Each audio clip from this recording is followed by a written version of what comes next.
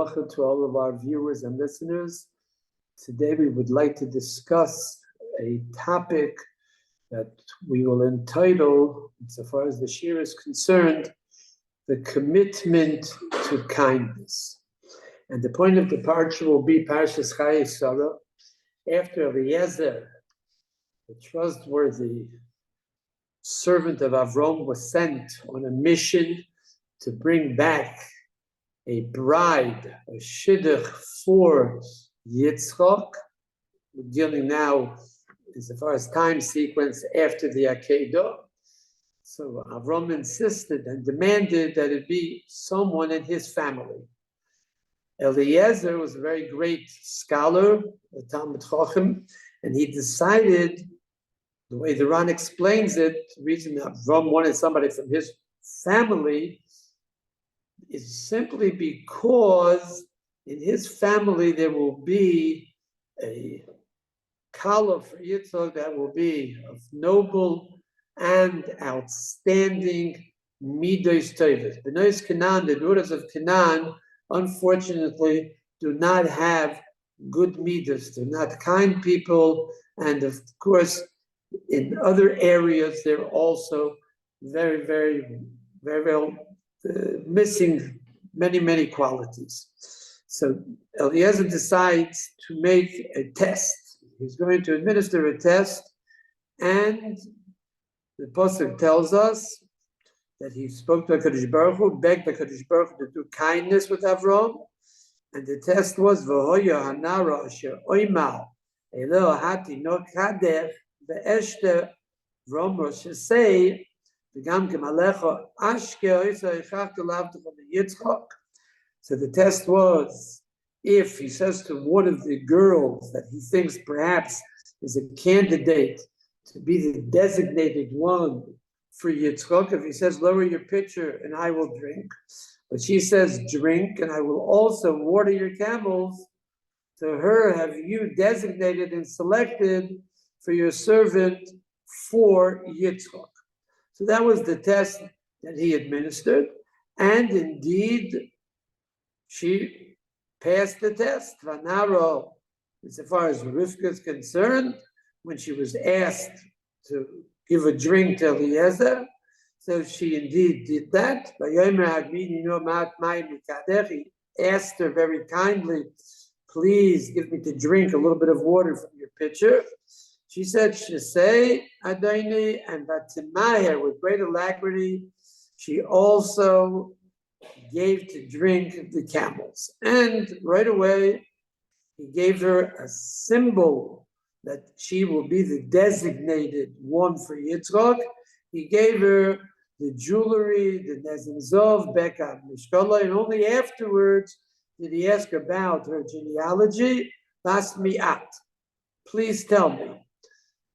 The question, of course, everyone asked is when he narrated this story to Lavan and Besuel, so he changed the chronological order. And he says, Va'eshal oisa, v'oimar bas miyat. The first question that he asked was, what about your father, your family, your genealogy? And only afterwards it says, Vosamanezem alapo batzmidim al yodeo. He gave her the jewelry, bracelets on her hand, etc.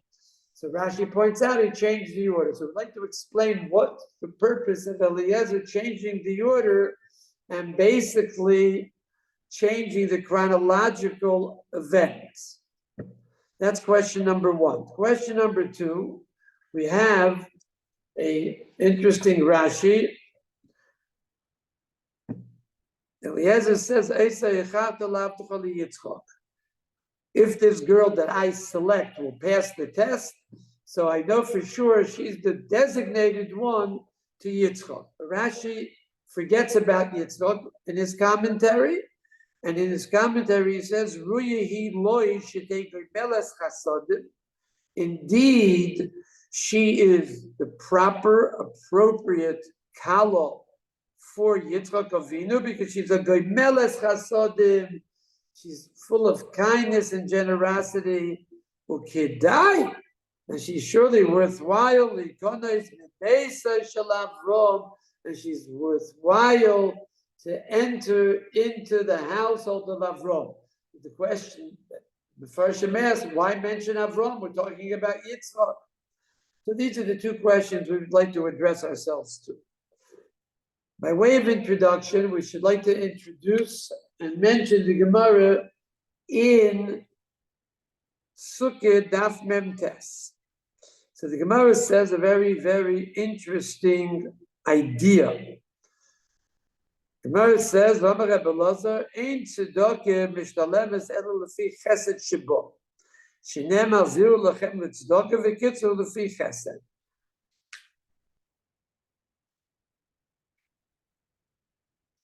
Rebbe Elazar told us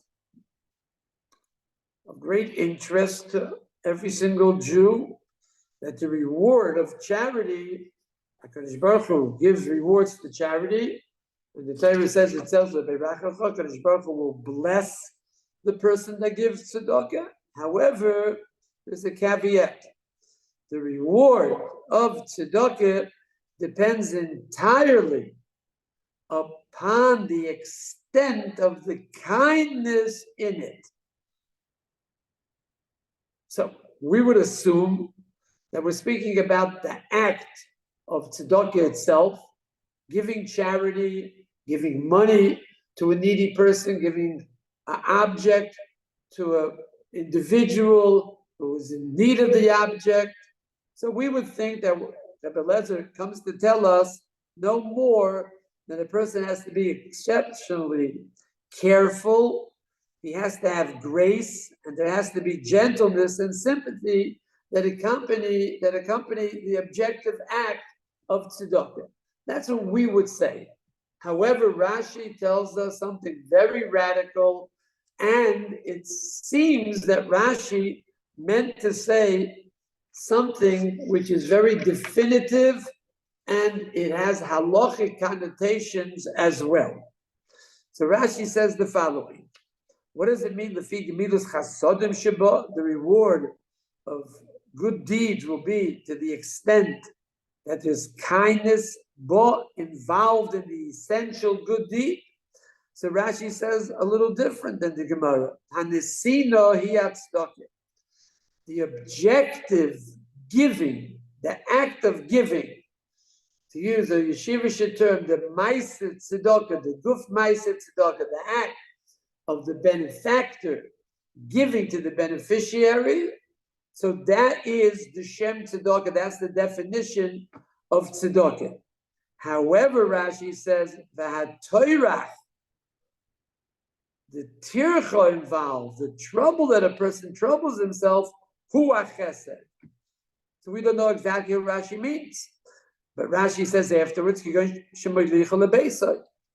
you know somebody's in need, don't wait until he comes to you, you go to him. That's what Rashi says.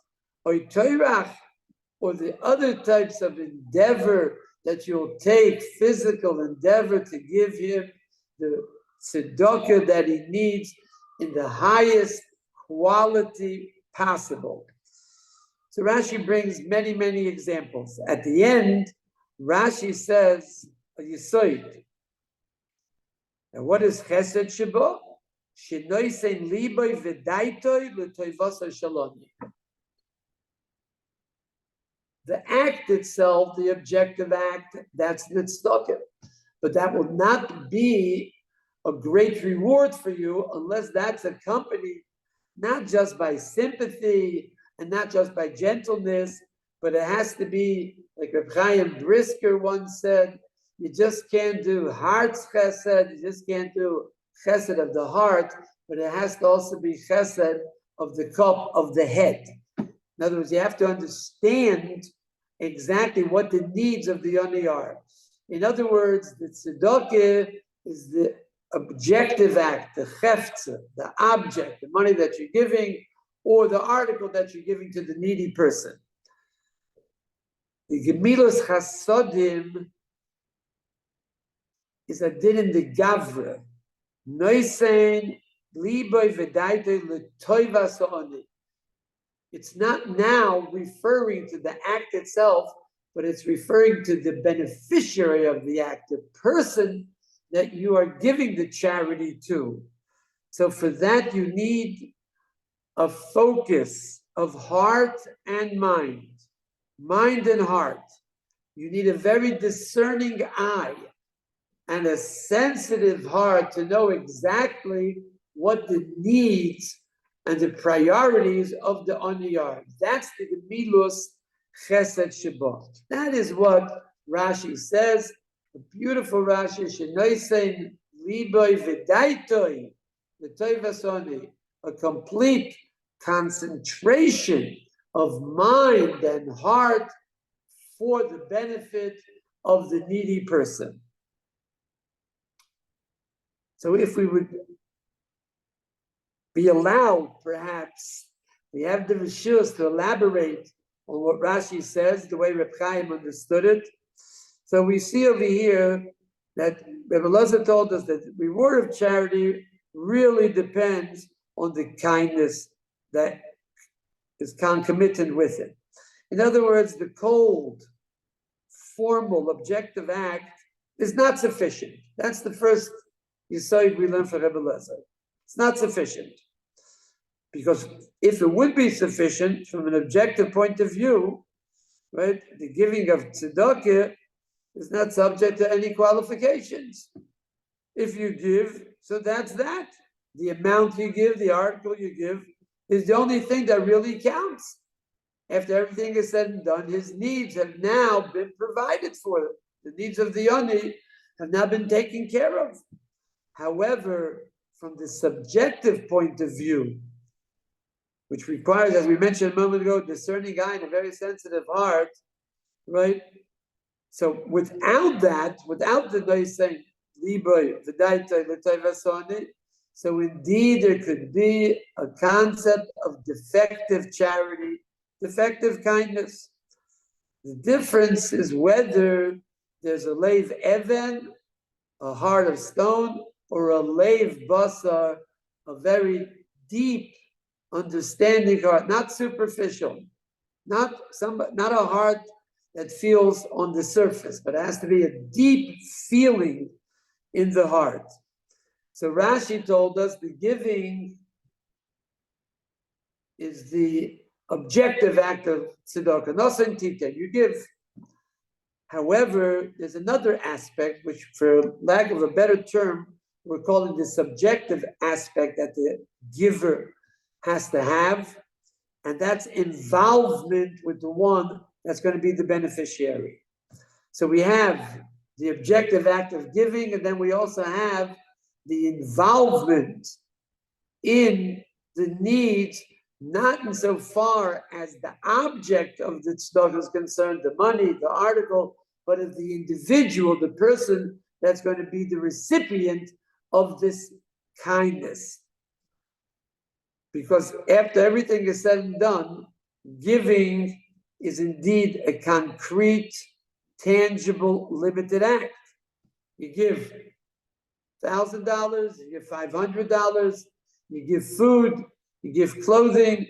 However, the involvement refers to how you go about the giving. So we see that Rashi stressed two words, tircha toirach. The involvement with the beneficiary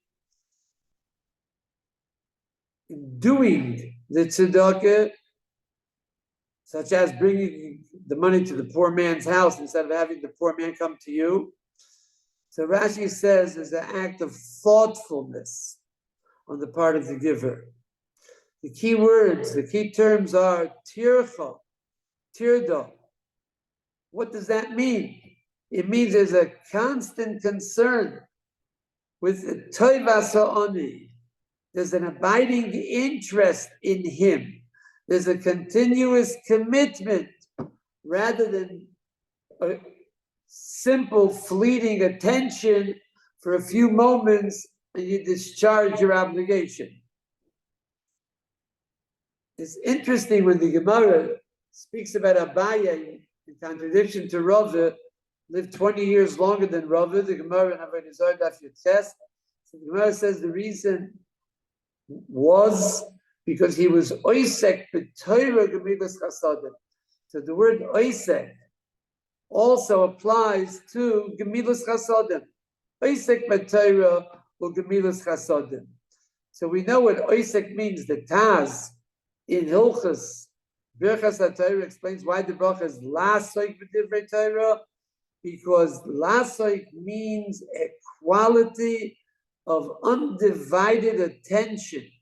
It means a total dedication, a total devotion. There's never going to be a Talmid Chacham that will be able to reach high levels of being a Talmid Chacham if his learning is perfunctory, is some sort of quantified act. It has to be all the way. You have to let yourself go all the way with a total qualitative concentration on learning to achieve great goals. And that is the same idea that we have insofar as the Gemilas Chasodim Shebit Tzedakah. And it's interesting, it's very interesting that we mentioned a moment ago that Rashi, instead of speaking about Yitzchak, changes the focus of attention and he speaks about Avram. So be a maiden that will pass this test. So Ruya Hiloi, it's appropriate for Yitzchak. Should take Gemelas Chasodim, Ukadai Yikonim to Beisha Shel Avram. All of a sudden, Rashi changes the focus of attention to Avram. Why Avram? Very, very simple.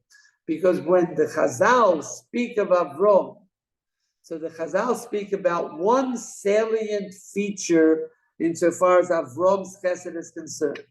And it was always this feature that expressed Avram's chesed and gemilas chasodim. In Ovos the Reb Nosson, Perek Zayin, so Ovos the Reb Nosson tells us a very interesting polemic between Eov and HaKadosh Baruch Hu.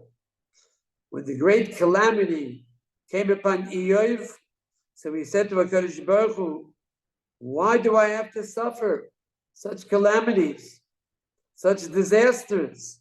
Lo hisi machol revim umashket smeim. Master of the universe, did I not feed the hungry and give the thirsty to drink? And did I not clothe the naked? What is the difference between me and Avram? And Avram did not have to endure disasters, calamities, tragedies. So HaKadosh Baruch Hu told him, no question about it, the objective act you did. No doubt about that. What Eov said was totally true. However, the Ovos the Reb Nosson, Perek Zayin tells us, Afal Pike, nevertheless, Kadosh Baruch Hu said to you, Vadayin lo higato lechatzi shio shel Avram. You didn't come to even half the measure of the Gemilas Chasodim Avram. Ata yoshev yishayim b'sayim beisecha v'orchim nifnosem etzlecha. Eshedar gelecho paschitim, hachilasa paschitim, dar gelecho basa, hachilasa basa, etc. So what did the Kadosh Baruch Hu tell him? You always sat and tarried within your house, and the wayfarers, the people that were in need, had to come to you. And when he came to you, whoever was accustomed to eat wheat bread, you gave him wheat bread. Whoever was accustomed to eat meat, you gave meat. But Avram did not act in this way, Kadosh Baruch Hu said.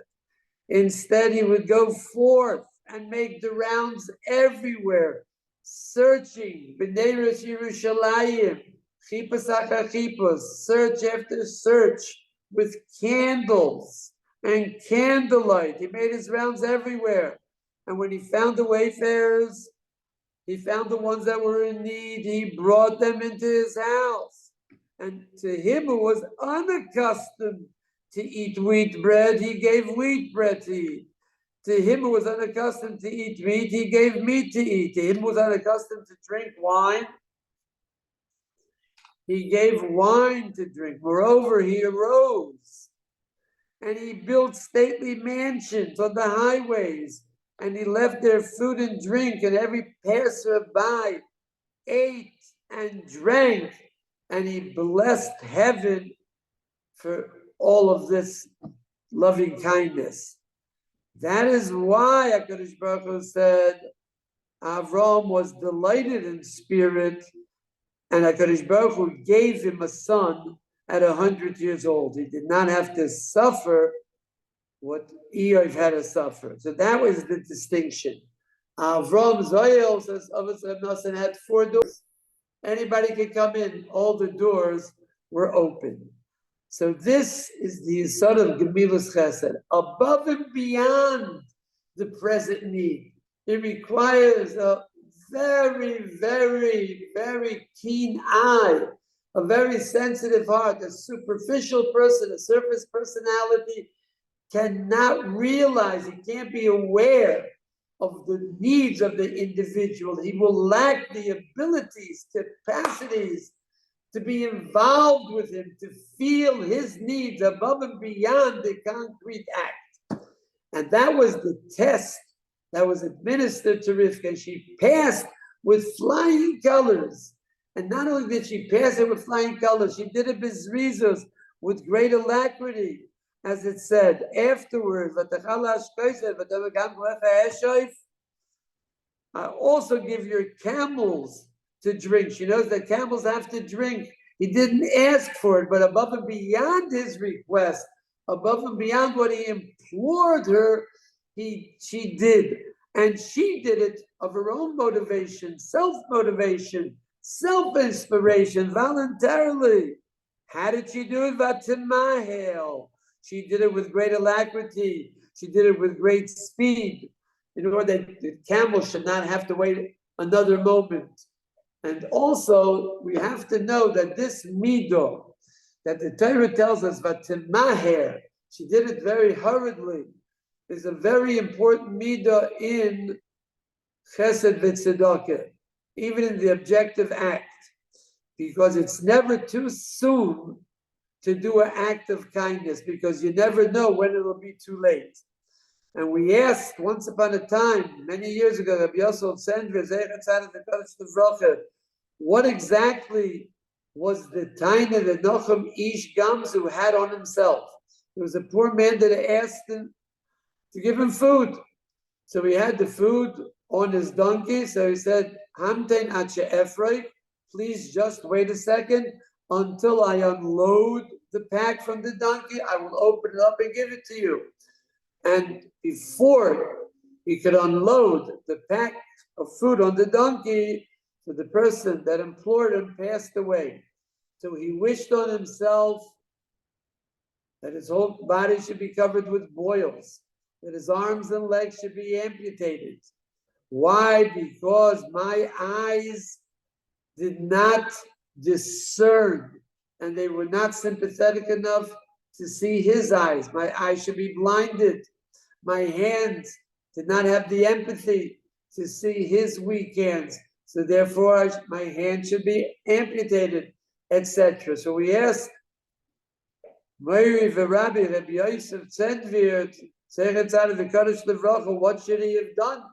He did the right thing. He said, then he will, of course, abide by his wishes. Of course, Nochem Ish Gamzu will abide and fulfill the request of the Ani. We're talking about a great individual. He was a Rebbe of Rebbe Kiva, Palachim Verakin.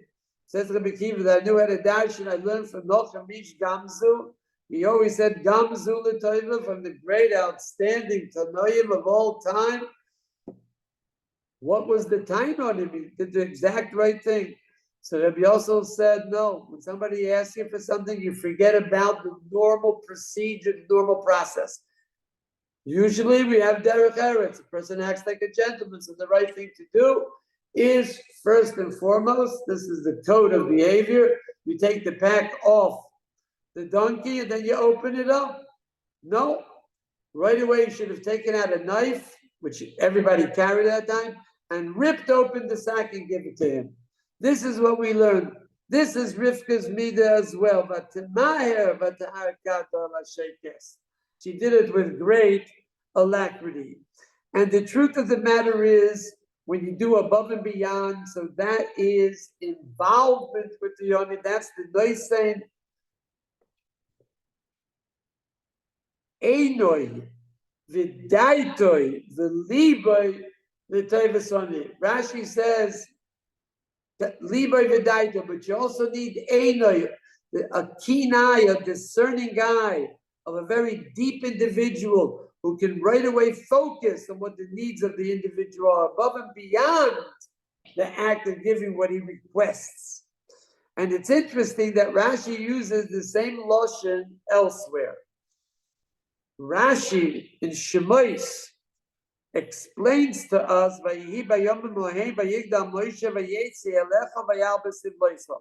and it came the time where Moshe Rabbeinu grew up, he matured, he went out to his brothers, and he saw their affliction. So Rashi says, Nosan Eino v'liboy liyois meitzer aleim. So Chaim Shmulev Zecher Tzadik v'Kodesh Tavach Amar Rosh HaYeshiva of the illustrious Yeshiva Mir pointed out. Vayetze elecha vayar b'sivloisom. So Rashi says, Nosan Einov v'liboy liyois meitzer aleim. What does that mean? So Rashi explains that when Moshe Rabbeinu was still in the confines of the palace, he had a prestigious position in the palace of Paroi. He was raised by Paroi. Basio was like a mother to him. He was like a son to Paroi, grandson to Paroi. He related to as one of the family members. And one of the family, usually nepotism, is the order of the day, so he had a very, very important, prestigious position. Nevertheless, Nosan Einov v'liboy liyois meitzer aleim. He already wanted to empathize. He wanted to sympathize with the trouble and the affliction of his brothers. Usually, when does somebody sympathize? When does his heart break? Said Reb Chaim Shmuel, when you see somebody afflicted, you see somebody downtrodden, you see a poor person, so automatically, since every Jew and every human being has a conscience, so his sympathy is aroused. His attribute of kindness to help him is aroused. Moshe Rabbeinu did not wait for an arousement of his sympathy and kindness after he came and saw his brothers being afflicted. He already had it in the palace. He wanted to feel sympathetic. He wanted to feel their tsar. He wanted to identify with the identical tsar that his brothers had as they were being beaten by the evil Gestapo Egyptians, same thing as the Nazis. That's what Rashi comes to say. And Reb Chaim Shmulevitz told us a gewaltige yesod. Unbelievable. Only Reb Chaim Shmulevitz, who was such a sympathetic, emotional, good person, could say such a yesod. And that, of course, is the question of the Chayvus Alavavos and Chaye HaMaiser. The Chayvus Alavavos told us that it's impossible to do Chesed B'Shleimus. Why? Because in order to do Chesed B'Shleimus, that we mentioned a moment ago, it's not enough the objective act. The objective act has to be accompanied with warmth, with sympathy, with a heartfelt reading of the pulse and the feelings of the Oni. You have to identify with him in his downtrodden position. So if so, says the Chayvus Alavavos, that which you're giving him, that which you're helping him, rehabilitating him, you're also doing for yourself. Because you have a hurt, you're hurting as well.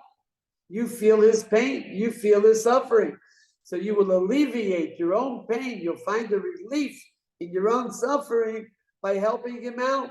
So that's not pure altruism. There's an element of egoism involved. True, it's chesed, but it's not chesed b'shleimus. So the Chavis Alavavs in Shar Yichud HaMaisa says it's just about impossible to do chesed b'shleimus, a perfect act of kindness. So Chaim Shmulevitz said he's absolutely right. But Devar Mamurim, when is the Chavis Alavavs right? If you happen to encounter the needy person, if you happen to encounter someone who implores you, like Eliezer, he said he's thirsty, he needs to drink water, he doesn't know exactly how to go about it, he's in need. Other people are in need, so they implore, they entreat, they make the request.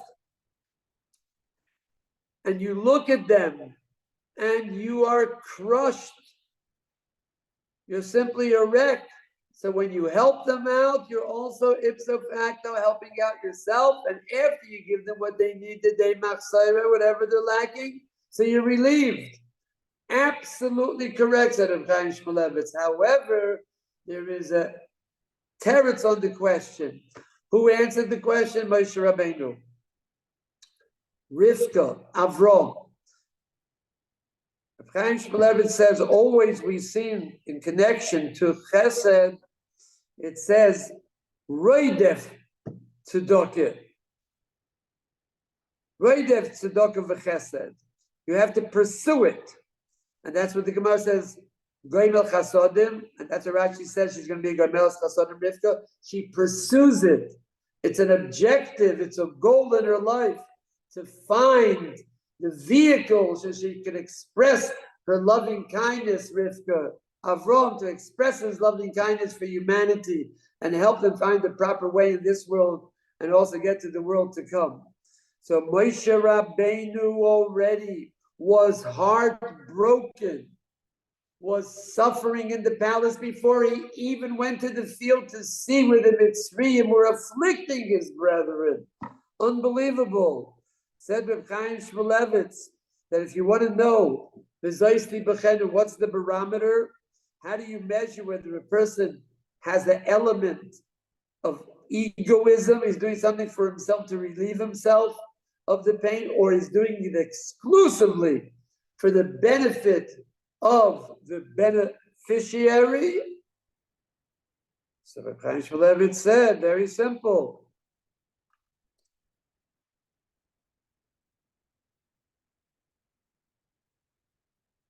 If he's doing it also for himself, he's not a madrega where he's purely capable of altruism, so he would never in a million years look for a heartache. If he encounters it incidentally, so his heart is broken, he'll help out, but he's also doing it for himself as well. However, if somebody has a commitment to chesed, he's already heartbroken, even if there's no kisire oni. He doesn't see the oni. He doesn't see somebody who needs to be clothed. He doesn't see somebody who needs money for whatever the need is.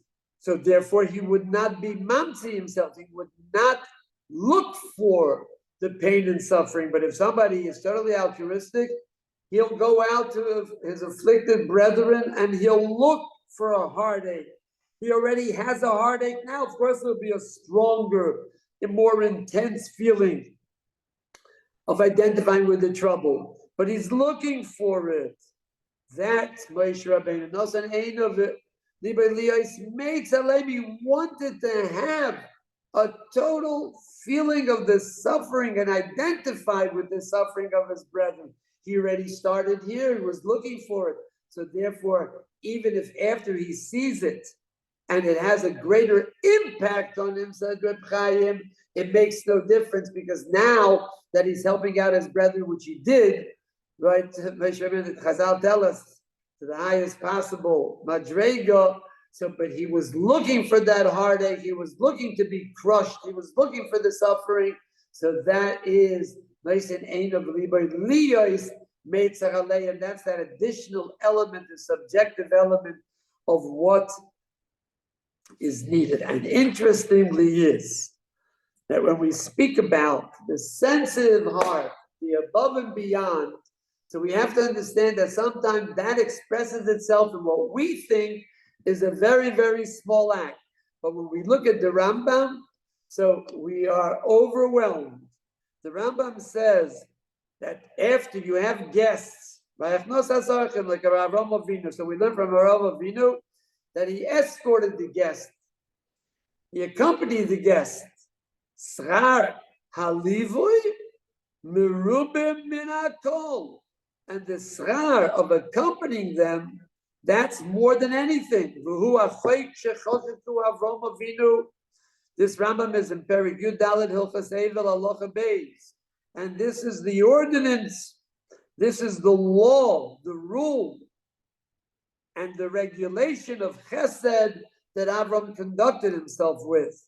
He gave Machil Oivre Derachim, Umashke Oisam, and then he was Melava Oisam.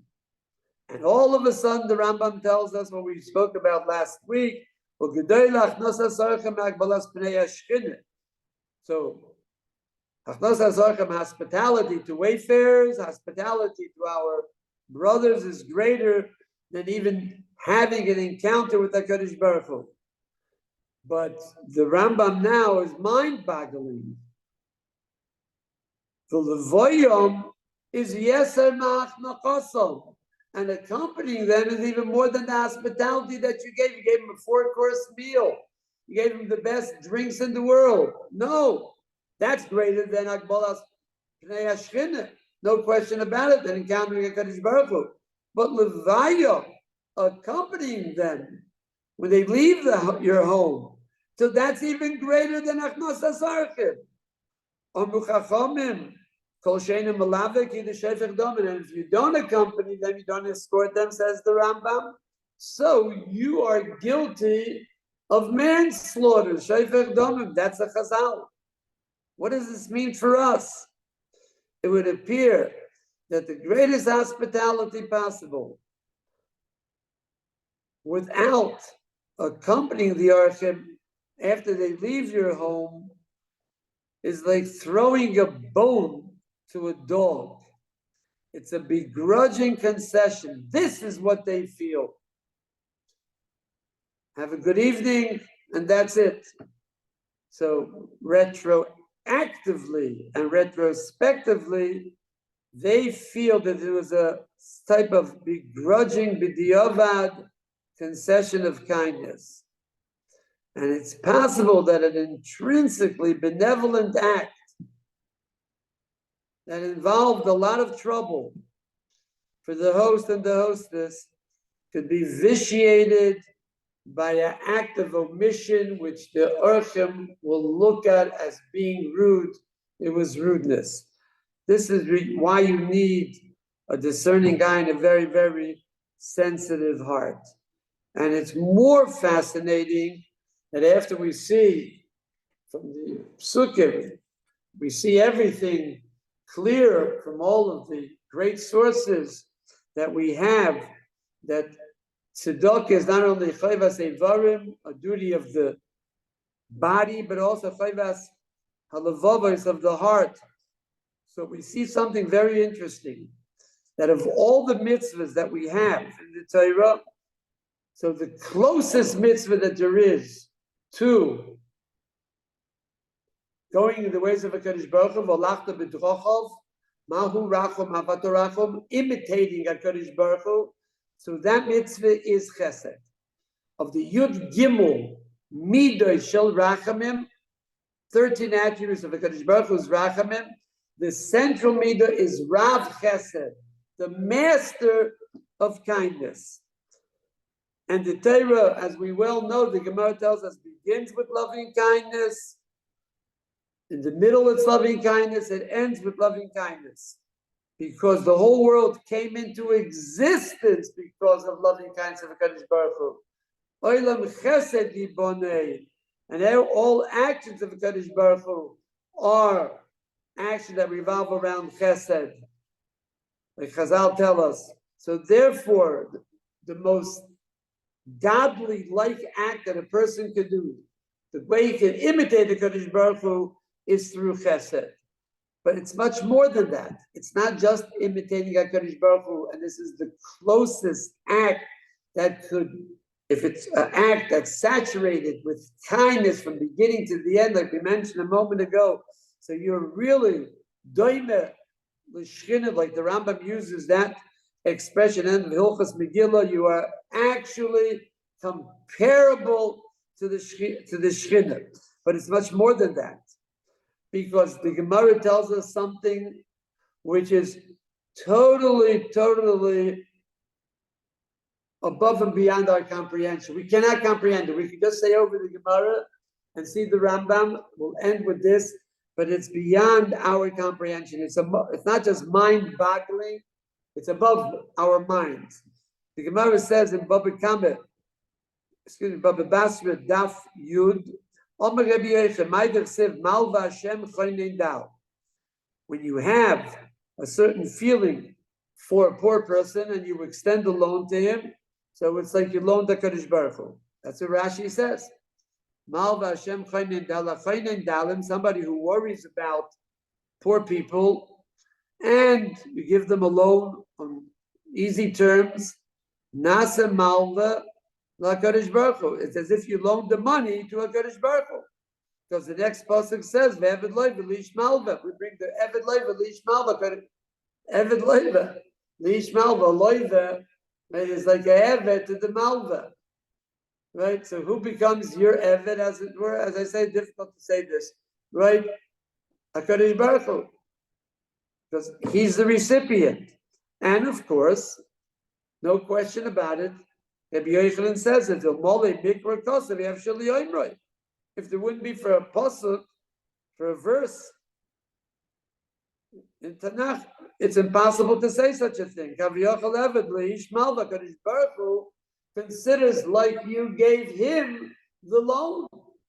That's how close he is to feeling the heart of the Ani. It's as if he himself is the beneficiary. So we see something remarkable. Tzedakah v'chesed is the closest godly-like act possible for a person to do. So he's imitating the Rebbeinu Shalom, he's imitating Kaviyachol.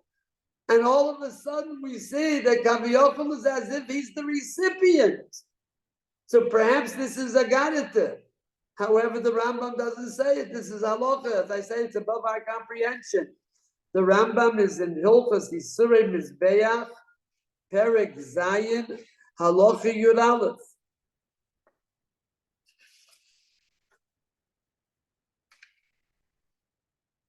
The Rambam says that the Torah told us for Menachos, for a meal offering, so the Torah told us different levels. So why did the Torah tell us all the different levels, a higher level of meal offering? Because a person wants to be Zeicher, Yokuf Yitzray Ara, he should overwhelm his evil inclination, Yarchiv Yodoy, and have a Harchova Sayad, have a generous hand, V'yovi Karbonoy, Minayofa Meshubah, to bring a meal offering to HaKadosh Baruch Hu from the best. As it says in the Torah, V'hevel Hevi Gam Humi B'chayret Soinim Mechalveim, V'yisha Hashem El Hevel Vel Minchosei. The Mincha of Hevel was of the best quality possible, so therefore it's praiseworthy that HaKadosh Baruch Hu accepted it. And likewise, anything you do for the sake of HaKadosh Baruch Hu, should be from the best of the best. And all of a sudden, the Rambam gives us examples. In Bono Bayis, for Mokom Tefillah, Yenobi Beis Yeshiva, so it should be more adorned. The shul should be nicer. We're not Mekayim this Rambam. The His Knesset, the shul, should be much nicer, more elegant than a person's house. You have a hungry person at your table. You give him the best and the sweetest of what you have. Kisei Arum, Yechasim and Ayov Shebiksusai. Clothed and naked, you give him the best clothes possible. Higdish Dover, you want to give something. To Hegdish, Yagdish Dover, Min Ayov Shebinachosov. He brings the second person, the best quality for the sake of God, you must give. But the Rambam is not giving us examples only for the sake of a Kadosh Baruch Hu. A carbon is for the sake of Hashem. A Beis Knesset is for the sake of Hashem. A Hegdish, for the sake of, he's also bringing hospitality, chesed, tzedakah. So we see la halacha, HaKadosh Baruch Hu is the recipient of your deed. Unbelievable. This is what the Rambam says. And we have individuals in our generation that amplified this. That Moshe Feinstein, Zeichat Tzaddik V'Kadosh L'Vracha, a very big Talmid Chacham here in Yerushalayim, told me personally, no, won't mention his name, he's not here anymore, but he had sons, Gedolei Yisrael, sons-in-law, Gedolei Yisrael, to marry off his children. Unfortunately, he had to raise money in Chutz La'aretz. He was a famous Talmid Chacham in Yerushalayim, so he had an easy access to Reb Moshe Feinstein. So he came, he knocked on the door, and he identified himself. There was already a contact between them, and he said he's here to collect money for Achnos Haskala. So Reb Moshe Feinstein told him, look, I'm not the Rothschild of the Lower East Side, but we'll do whatever we can. In the meantime, you sit down here. He gave him a whole 4-course, with the Rebbetzin, a 4-course meal, and then he told him, you have sit over here in my study, you have all the svarim. I have to take care of something urgent, very, very urgent, and I'll be back in a few hours. Anyway, he came back in a few hours, and this individual was in cloud 9. He ate well, and now he's learning. And Moshe Feinstein came back, and he gave him $30,000. He didn't even need that much. He needed about $20,000 in those days. He gave him $30,000, and he had collected in those 2 hours. That is Noisein Einov Liboy Letoivas Haoni, to the Teva of the Nitzrach. He didn't want that he should have to go around with a heavy heart. Who knows what the reception would be if he went around himself. People did not know him. So that was Reb Moshe Feinstein with his great, great ability to be nice and ein of Liboy, the Tevas. And we know in conclusion that I heard this from somebody who went off, unfortunately, an old timer. He didn't go back. So I asked him once, I happened to know him, what's the reason that you left the fold? So he said the Rabbanim always were cold to me, they were indifferent to me, etc. Of course, it was an excuse. I told him it was an excuse. He said, but did you ever, I asked him, did you ever have a rabbi that you encountered, a rav that you encountered that was a warm, sweet person, full of care, concern, compassion, and involvement? He said, oh yes, when I was in first grade, once a week somebody came by, first with a white beard, very warm, very congenial, came by and he practiced with us, Kometz Aleph O, Kometz Beis Boy, taught us Oisius and how to read letters. So I said, do you remember who that was? Do you remember his name? He says, vaguely. Oh, now I remember, Feinstein. So there you have it. We had examples in our generation. This is the beauty of our Torah. This is the way a person becomes a great ethical, moral being. Therefore, Eliezer did not want to mention the fact that he first and foremost gave the jewelry to Rivka. Then he asked, because he was sure, said Rashi, that this was the designated one. Had he said over the story the way it was, so perhaps they would not have allowed Rivka to leave because they saw how Eliezer was so praiseworthy of her, how she's a great, outstanding, noble human being. So perhaps that would have been a reason for her not to go, so they changed the order. We thank the listeners and viewers again. I'm sorry it was so long. I got a little bit carried away in a topic that is very, very close to my heart. All the best